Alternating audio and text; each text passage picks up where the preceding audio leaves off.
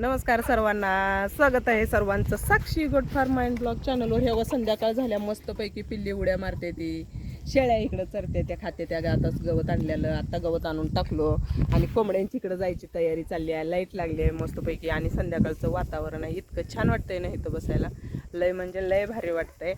आणि इकडं मी रोज संध्याकाळी आम्ही सगळेजणच बसतो. आता त्यांनी काय करायला गेलेत रे पप्पा घरी? त्याने गावाकडे जाणार आहे ते वाटतं, आणि त्यांनी त्यामुळं घराकडे गेल्यात पलीकडे. आणि आपल्याला एक कमेंट आली आहे की पाट पांढरी लई छान दिसते, आणि खरंच छान दिसते बरं का. आणि हे छान दिसते ह्या नादात आम्ही तिला ठेवून घेतलो, इकलो नाही. आणि ते आता 1.5 वर्ष झालं गाभणच जाईना झालं. आणि मग वैतागून आहे ना, आता आम्ही विकायचं प्लॅनिंग चाललं होतं आमचं, विकावं असं. पण तेवढ्यात तिचं नशीब आमच्या दारात राहायचं आहे आणि ते गाभण धरल्या, तर त्यामुळे ती ठेवायची छान दिसत्या म्हणून तर आम्ही ती पाट विकली नाही, ठेवल्या. लय म्हणजे लय गिराईक येत होती बरं का, सारखं विकली नाही पाट. आणि अरे ती पाट अजून संडास करून घेते की हां, पप्पांना गोळी सांगायला पाहिजे. पाट एक संडास करून घ्यायला लागल्या बरं का, तांबडी पाट. आणि म्हणजे असं बघा, शेळ्यांकडे बारीक लक्ष द्यायला लागतं या, आधीमध्ये सारखं लक्ष द्यावं लागतं या. असं म्हणजे सहज आपण बघताना सुद्धा त्यांच्याकडे असं बारीक लक्ष पाहिजे की कुठली शेळी काय करायला लागल्या, काय नाही, ध्यान ठेवायला लागतं. आपलं कुठलं पण जनावर असू दे बरं का. आणि ते जनावरच नव्हं, आपल्या हे असल्या पोरांवर सुद्धा लई बारीक लक्ष द्यावं लागतंय पूर्ण. जायबापाचं लक्ष जर विचलित झालं ना, पोरांवरनं जर लक्ष जर काढलं तर पोरं त्याचा गैरफायदा लई लवकर घेते ती. आणि त्यामुळं पोरांवर आपण जसं जनावरावर लक्ष ठेवतो ना बारीक, तसं पोरांवर बारीक लक्ष ठेवायला लागतंय. हां, लागतंय का नाही? हां, आता भैया आमचं कॉलेजला जाते, त्यामुळे भैयाला आमचा अनुभव आहे. कसा अनुभव आहे मुला? हां, लय अनुभव आहे, जर मोठ्यानं बोल की. अनुभव आहे आमच्या भैयाला. आणि आपल्याला एक कमेंट आल्या की तुम्ही ह्याला मुला का म्हणताय आणि त्याला नाव नाही का?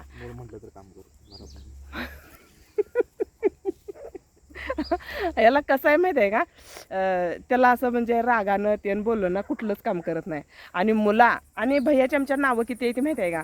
एक भैया, त्याचं नाव आहे प्रणव. आम्ही त्याला प्रणव कधीच म्हणत नाही, आम्हाला ती सवय पण नाही झाली. त्याची सगळी टोपण नावच आहे ती. भैया, त्याच्यानंतर मुला. ह्याला काही पण म्हणा काय, ह्याला मुला म्हणलं, मी छकुलीला जरी एखादी वेळी मुला म्हणली असली तर ही ऊ करते.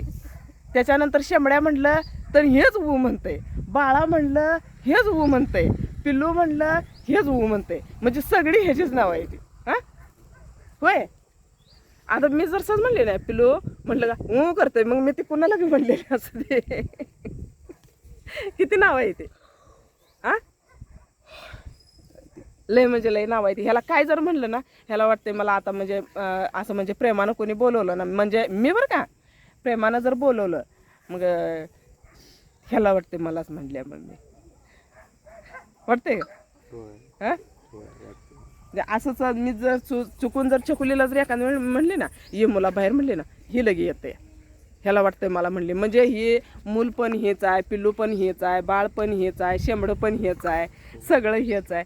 त्यामुळं ह्याला सवय झाले, कुणी पण प्रेमानं बोललं तर, म्हणजे मम्मी एकटी फक्त प्रेमानं बोलली तर ती मलाच बोलल्या, दुसरं कोण ह्याला काय म्हणजे असं सगळीजण आमच्या घरात म्हणत नाही. मीच तेवढी म्हणत असते, मुला, पिल्लू, बाळा, शेंबड्या, हे असलं मी म्हणत असते. आणि ती येते लगेच बरं का, मी बोलवलं की नाही येतं या. आणि भैया पण. आणि आणखी एक आपल्याला कमेंट आल्या, त्याला आर्मीत पाठवा म्हणून. तोंड बघा. ह्याचा एवढा आवडता छंद आहे आर्मी, म्हणजे ह्याला काय वाटतंय मला काय कळतच नाही. हां, चांगलं असतंय आर्मी. आणि त्याची लय इच्छा आहे आर्मीत जायची. खरं काय वाटतंय भैया, जाणार? जायची का, होईल का भरती? हां, बघायचं असते. काय नशिबात असेल ते असेल, आहे ना. आपण काय एवढं योजून काय होत नसतंय. पण ते कसं झालंय, आणि आमच्यात इथं आहे ना, मला चिडवते ती पण. आता मला सवय कसं आमचा भैया, मग लोक मला म्हणते ती अशी ठराविक माणसं आहे की आमचा भैया असं मला म्हणजे मला उद्देशून बोलते ते, आमचा भैया असं मला चिडवते ती. काय भैया काय म्हणावं वाटतंय त्यांना? तुला सांगतोय त्यांना बरोबर काय सांगते, मला पुढे म्हणली काय म्हणणार? किती भारी हसते मूल माझ. आणि मूल म्हणले वा काय होतं माहिती आहे का, ते असं तोंडाखाली नाव पडलेलं असते, त्यामुळं ते मुला सारखं म्हणलेलं. ते सवय झालेली असते त्यामुळे ते. आणि कसं आपण आणि कसं असतं सगळ्यात जे बारका असतं ना त्याचा लय लाड झालेला असतो आणि ते खोड्या काय केलं तरी पण ती माझ्यावरच येतं सगळं बरं का. हां, त्यानं आगाऊपणा काय केला तर ती माझ्यावरच येतं. ती त्याचा पप्पा आहे ना मलाच म्हणते तर तुझ्या लाडाचा परिणाम आहे. आणि चांगलं काय केलं तर म्हणत नाही तर पण जरा काहीतरी एखादी खोड तसं काय करत नाही, फक्त ती छकुलीलाच खोड्या करतं, छकुलीला भांडतं मारतं, मोठी असून ती करत्या तसं म्हणते. आणि त्यामुळे ती भांडतंय मारतंय आणि ते भांडलं मारलं नाही ते सगळं माझ्यावर येतंय सगळं फिरून. त्यामुळं आणि सगळ्यात बारकं पोरगा असो नाही तर पोरगी असो बरं का, त्याचा लाड आईकडं होतच असतो आणि त्या लाडाचा परिणाम पण आईला भोगावा लागतो बरं का नाही म्हणतोस भैया? हां, त्या लाडाचा परिणाम पण त्या मम्मीला भोगावाच लागतो. आणि बारकं असलं बारकं ते म्हातारा जरी झालं त्याचं लगीन जरी झालं तरी पण ते बारकंच म्हणत असतो. त्यामुळं असू दे, मला सवय झाली मुला म्हणायचं. आणि त्याला पण जरा मुला बाळा पिल्लू म्हणलं की नाही लय छान वाटतंय का मुला? हां, वाटतंय का नाही? हां, वाटतंय का नाही? मग उद्यापासून परण्या म्हणते. नाही, उद्यापासून तुला परण्या म्हणणार आहे. काम करत हां, परण्या म्हटलं का काम करतोस तो म्हणते. आणि मुला बाळा पिल्लू म्हटलं का मग काम करणार हो. त्यामुळे ह्याला गोड बोलायला लागतंय, ह्याला पण सवय झाल्या तशी. तर असू द्या, चला म्हणलं आपल्याला कमेंट आलं त्यावर आपण एक उत्तर देऊया. म्हणजे का मुला म्हणतात त्याला नाव नाही का, तर नाव लई छान आहे त्याचं, प्रणव आहे. हां,